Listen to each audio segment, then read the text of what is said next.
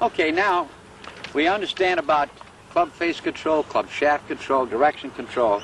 The only other factor we really need to be concerned about is power. Now we understand from our previous discussion we have two sources of power. The right arm driving down the line,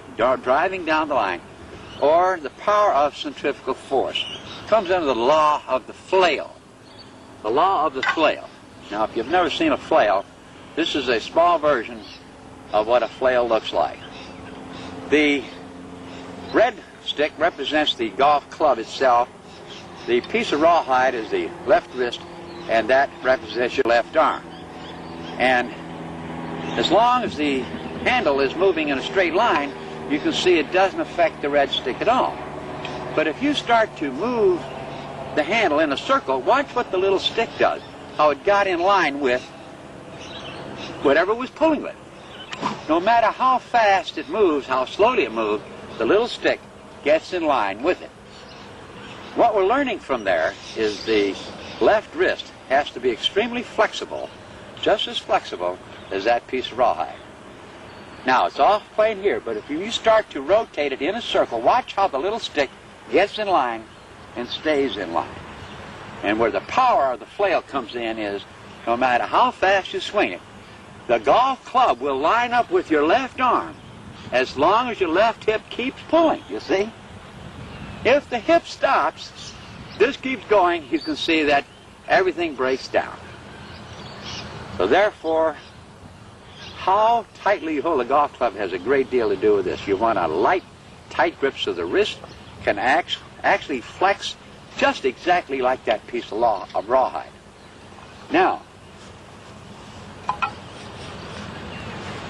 to give you a little demonstration on sound. How does it sound? If I pulled this arrow out of what could very well be a quiver, and I withdrew it with my left arm, remember my flexibility of the left wrist, right? Listen to this. Notice that it all lined up by itself as you went through the ball. There was no effort made by me to hit the ball. I merely allowed the left wrist to hinge, allowed the shaft to get in line with it as you pull through.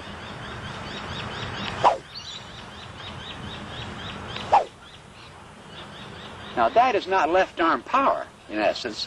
That is the law of the flail. See? Okay. Right now we have many shots in golf where we don't need full power.